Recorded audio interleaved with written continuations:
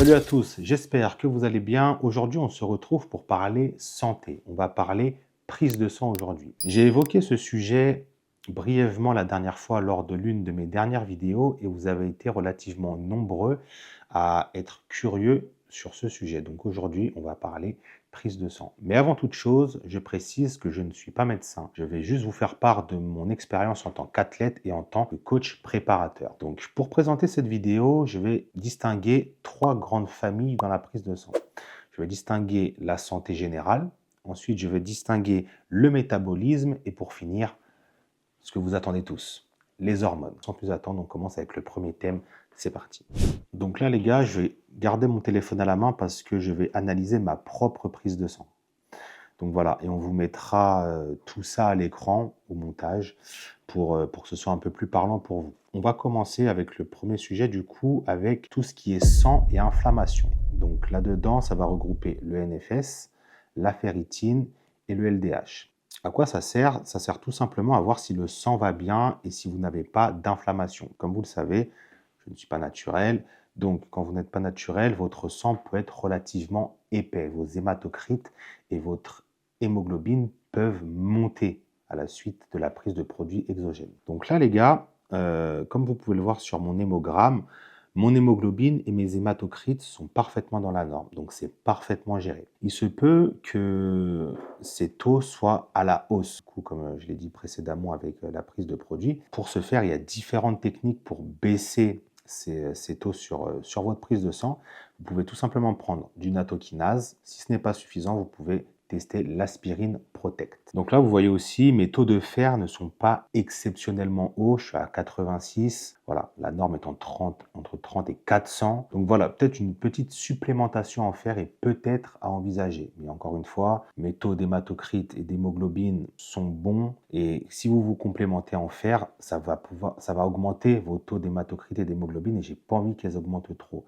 Donc, dans ce cas-là, je préfère ne pas me complémenter en fer malgré le fait qu'elle soit relativement dans la norme basse. Donc là, nous avons tout ce qui est foie et digestion avec alate, azate et la bilirubine. Donc là, vous voyez, mes transaminases, voilà, elles sont bonnes. Il faut savoir aussi que les transaminases peuvent monter. Par exemple, si vous avez fait un entraînement dur la veille, il se peut que vos transaminases, donc alate, azate, soient un peu plus hauts que d'habitude, que si vous prenez un jour de repos avant.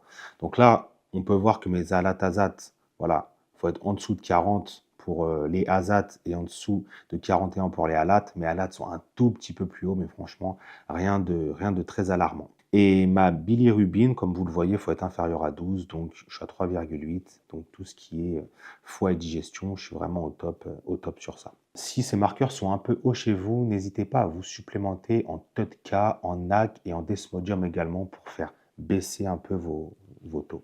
Ensuite, nous avons tout ce qui est hydratation et rein avec la créatine et le ionogramme. Ma créatinine est bonne. Après, il faut savoir que la créatinine, c'est à prendre avec des pincettes. Il faut savoir que même si vous êtes au-delà de la norme, comme on est pas forcément des bodybuilders, mais on est des gens qui font de la musculation, il faut savoir que ces taux-là, en laboratoire, les référents sont des gens lambda, des gens qui ne font pas spécialement de sport. Une personne qui va être musclée aura forcément plus de créatinine qu'une personne non musclée, même si elle est naturelle ou pas. Donc du coup, c'est des taux à prendre un petit peu avec des pincettes, les taux de créatinine. Mais voilà, là, on peut voir que mes taux, ils sont malgré tout dans la norme, malgré le fait que je sois musclé, je pense. Et qu'en plus que je me supplémente en créatine, parce que forcément, vous allez vous supplémenter en créatine, vos taux de créatinine vont monter. Mais là, voilà, on peut voir que c'est dans la norme. Et le ionogramme, voilà, c'est sodium et potassium. Voilà, il faut vraiment que les deux soient à l'équilibre. Il ne faut pas que vous ayez trop de sodium. Donc, si vous avez trop de sodium, les gars, tout simplement réduisez votre consommation de sel. Et si vous avez trop de potassium, évitez les aliments riches en potassium comme la banane notamment. Et là, voilà, on peut voir que chez moi, le sodium, il est bien maîtrisé. Voilà, moi, je pèse mon sel de toute façon. Donc forcément, il est bien maîtrisé.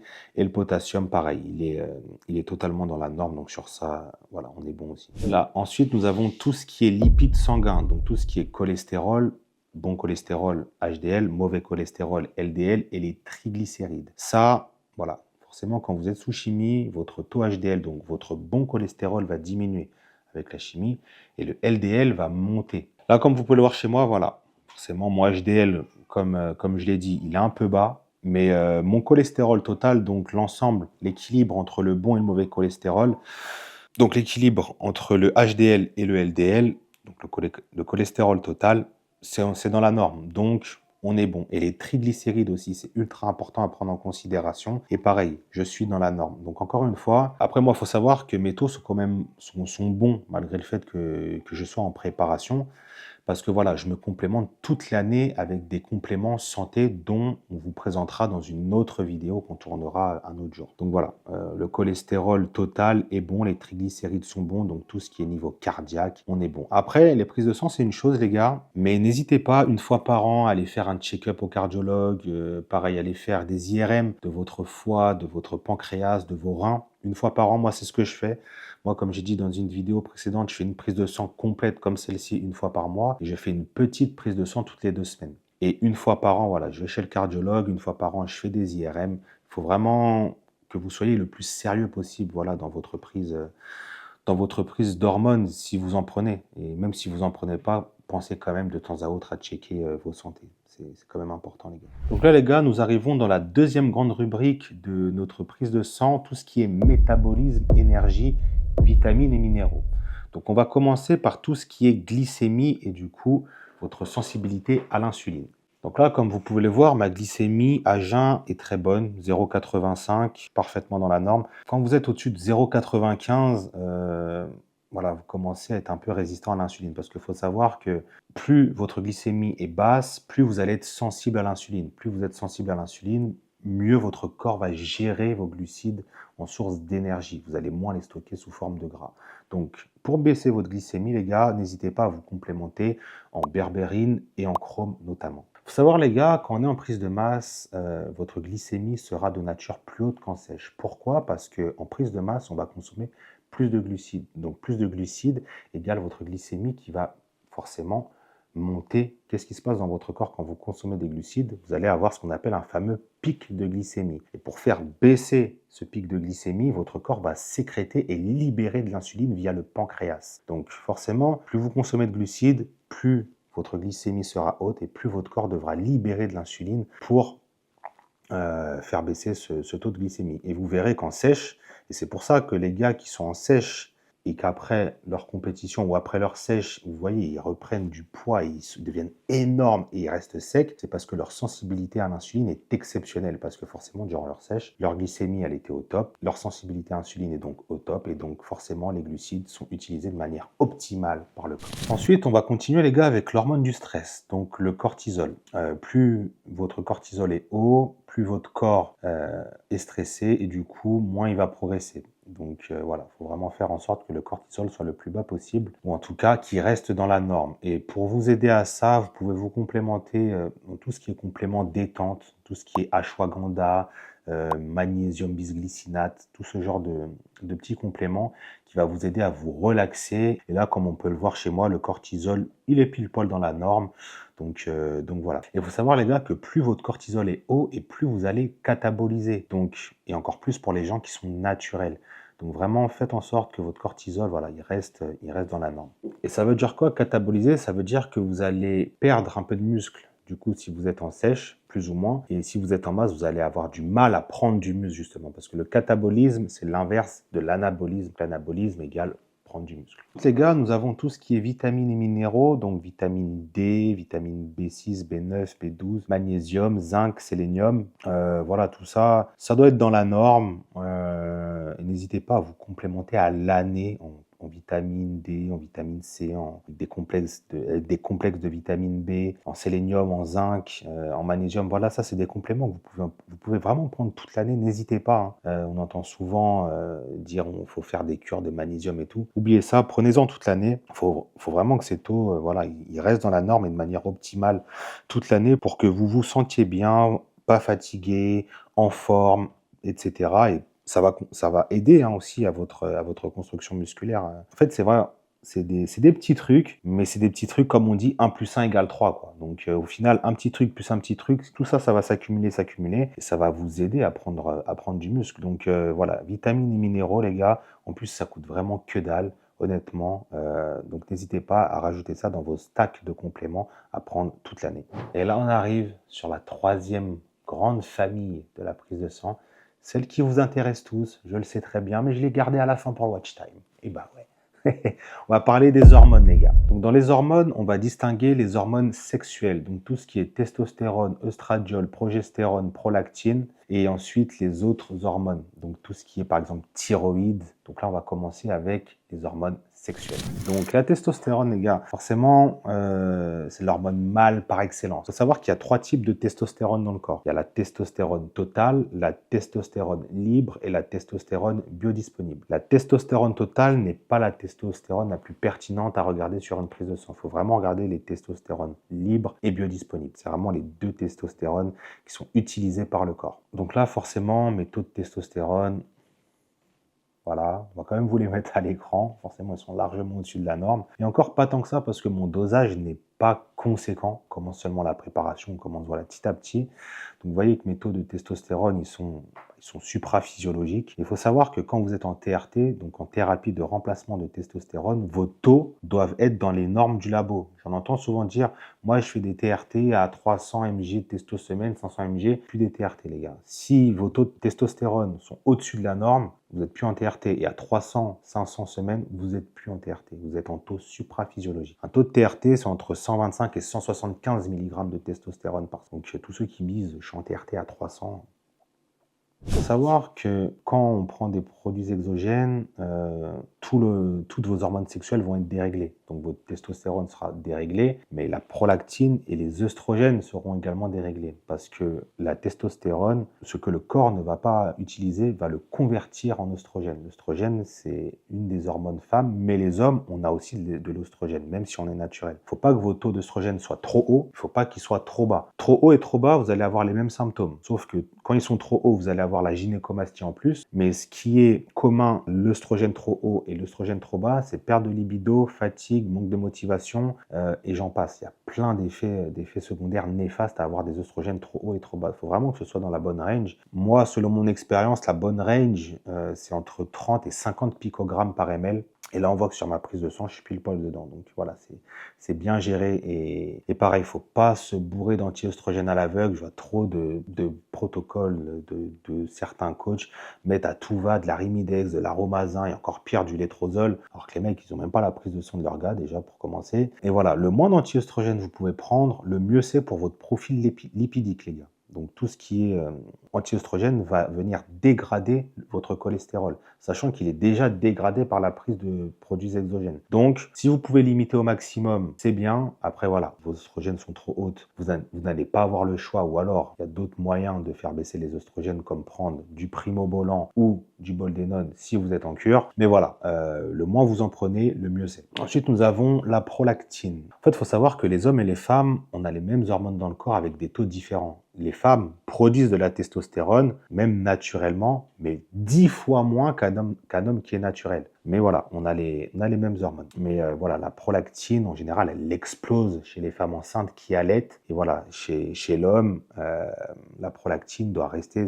dans une certaine range. Moi, la range maximum que j'aime pas dépasser, c'est 20 nanogrammes par millilitre. Au-delà de ça, voilà, c'est pas ouf parce qu'il faut savoir que vous pouvez faire de la gynécomastie avec les œstrogènes, mais également avec la prolactine. Et ça, c'est relativement pas assez, on n'en parle pas assez en fait, de la prolactine, sachant qu'il y a pas mal de produits qui peuvent monter de la prolactine, comme tous les 19 Nord, tout ce qui est trenbolone et nandrolone notamment. Donc voilà, checkez quand même vos taux de prolactine parce que des fois, vos problèmes de libido ne sont pas liés à vos œstrogènes qui sont dans la norme, mais plutôt à votre prolactine. Nous avons également la progestérone à prendre en considération. Pareil, progestérone, l'impression que personne n'en parle, alors que c'est quand même une hormone qui est ultra importante dans le corps humain, sachant que voilà, c'est un régulateur du système nerveux.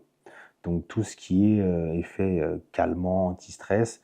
Et vous allez voir que, en général, quand vous prenez des produits agressifs, vous allez voir que vos taux de progestérone vont exploser. Donc là, on a fini avec les hormones sexuelles. Maintenant, on va parler de l'axe HPTA, donc LH, FSH. Alors, chez moi, ça va être à zéro. Forcément, la LH et la FSH, en fait, c'est votre production de testostérone via vos testicules. Moi, je prends de la testostérone exogène. Donc forcément, ma production de testo par mes testicules, elle est à 0. C'est normal. Donc LH à 0. Et la FSH, voilà, elle va être aussi à 0 sur ma prise de sang, mais la FSH, c'est votre production de spermatozoïdes. Mais ça ne veut pas dire que votre production de spermatozoïdes est à 0. Moi, voilà, quand j'étais en phase de conception de mon enfant avec ma femme, ma FSH était à 0, mais comme je me supplémentais en HCG et HMG, du coup, voilà, mes taux étaient bien plus élevés que ça. Mais c'est vrai que quand vous êtes en cure sans rien prendre, voilà, sur la prise de sang, votre FSH va être à 0, mais ça ne veut pas dire que votre taux de spermatozoïdes est à 0. Ensuite, les gars, nous avons l'axe thyroïdien, donc TSH, T3, T4, et non pas TSH seul. Les médecins en général aiment bien mettre TSH seul, mais ce n'est pas suffisant. Pareil, T4 seul, ce n'est pas suffisant. Il faut vraiment regarder l'ensemble des trois, parce que l'hormone active dans votre corps, c'est la T3. T4 est une hormone inactive. En fait, votre T4 va se convertir en T3. Donc, il faut vraiment regarder l'ensemble. Et limite, sur la prise de sang, la TSH, c'est le moins intéressant à regarder au final. Mais voilà, mettez-le quand même dans votre prise de sang. Et sur ma thyroïde, on voit que tout est parfaitement dans la norme. Et voilà, pareil, si vous êtes en hypothyroïdie, donc si votre taux de thyroïde est inférieur à la norme, n'hésitez pas à vous supplémenter en iode notamment. Voilà, après, si c'est pas suffisant, voilà, faut peut-être partir sur des solutions médicamenteuses comme le Tyral ou le Tyrox. Mais voilà, avant ça, essayez quand même des compléments alimentaires et allez consulter un endocrinologue si vraiment cela est bas. Il faut savoir un truc, vos taux de thyroïde, les gars, même quand vous êtes en prépa, faites en sorte qu'ils restent dans la norme. N'ayez pas des taux de T3 supraphysiologiques. Pourquoi? Parce que le T3 va venir manger votre graisse, certes, mais ça va aussi bouffer votre muscle. Donc, il ne faut pas que votre taux de T3 soit trop haut non plus. S'il est en haut de la norme ou un tout petit peu au-dessus de la norme de votre laboratoire, c'est parfait. N'allez pas plus loin que ça. Il faut savoir que des fois, on peut avoir une très bonne T4 et une T3 faible, et des fois, on peut avoir une très bonne T3 et une T4 relativement dans la norme. En fait, ça va dépendre de votre corps, de comment il va convertir votre T4 en T3. Donc des fois, voilà, si votre T4 est très bonne et votre T3 est faible, c'est que votre conversion de T4 en T3 n'est pas optimale par votre corps. Et dans ce cas-là, vous supplémenter en T4 seul n'aura aucun intérêt. Il faudra plutôt se tourner vers des solutions à base de T4 plus T3. Ensuite, nous avons tout ce qui est croissance. Donc, hormone de croissance, donc le taux de GH et votre taux d'IGF-1. Donc là, forcément, moi, je suis dans des taux supraphysiologiques parce que je me complémente en hormone de croissance. Mais une chose aussi, on me demande comment savoir si la GH est fake ou bonne. Chose très simple, les gars, ne regardez pas. Ce que j'entends souvent dire, pour savoir si votre GH est fake, il faut regarder votre taux d'IGF-1. Alors, ça veut tout simplement rien dire. Vous pouvez avoir la meilleure GH du monde, une GH pharma. Si votre conversion de GH en IGF-1 par votre foie est mauvaise, votre taux d'IGF-1 sera bas même si vous avez une très bonne GH. Si vos taux d'œstrogène sont trop bas, vous allez avoir une IGF-1 qui va être basse. En fait, pour savoir si votre GH est bonne, mettez 10 unités de GH et allez faire votre prise de sang 2 heures après si vous avez injecté en intramusculaire, 3 heures après si vous avez injecté en sous-cutané. Si votre taux de GH est inférieur à 25-30 nanogrammes par millilitre, c'est que votre GH est fake ou alors très clairement sous-dosé. Donc voilà, je répète, prise de sang, avant la prise de sang, 2 heures avant, vous injectez votre GH en intramusculaire, 10 unités. 3 heures avant, si c'est en sous-cutané, vous regardez votre taux de GH. Si vous êtes entre 25 et 30, voire plus, votre GH est très bonne. Si vous êtes à moins, elle est un peu sous-dosée. Si elle est en dessous de 10, c'est de la merde. Si elle est à 0, c'est de la flotte. Tout simplement. Et enfin, les gars, je vais vous parler des hormones surrénales, donc la DHEA et la prénénolone. Pareil, personne n'en parle, alors que c'est des hormones qui jouent sur l'énergie, le stress et la récupération, et même l'humeur. Donc voilà, pareil, allez checker votre taux de DHEA et prénénolone, faites en sorte qu'elles soient dans la norme. Si elles ne le sont pas, voilà, il y a des compléments à base de DHEA et prénénolone que vous pouvez trouver facilement sur Internet, tout à fait légal, pas des produits dopants. Donc voilà, n'hésitez pas à checker ça et aller vous complémenter si besoin en DHEA et prénénolone. Donc voilà les gars, c'est tout pour cette vidéo. Si cela vous a plu, n'hésitez pas à me le dire dans les commentaires. N'hésitez pas à me dire voilà, si vous avez appris des choses et si vous voulez qu'on approfondisse encore plus le sujet. Si vous avez aimé, n'hésitez pas à liker, à partager et surtout à vous abonner. En attendant, prenez soin de vous et on se dit à la prochaine. Allez, ciao!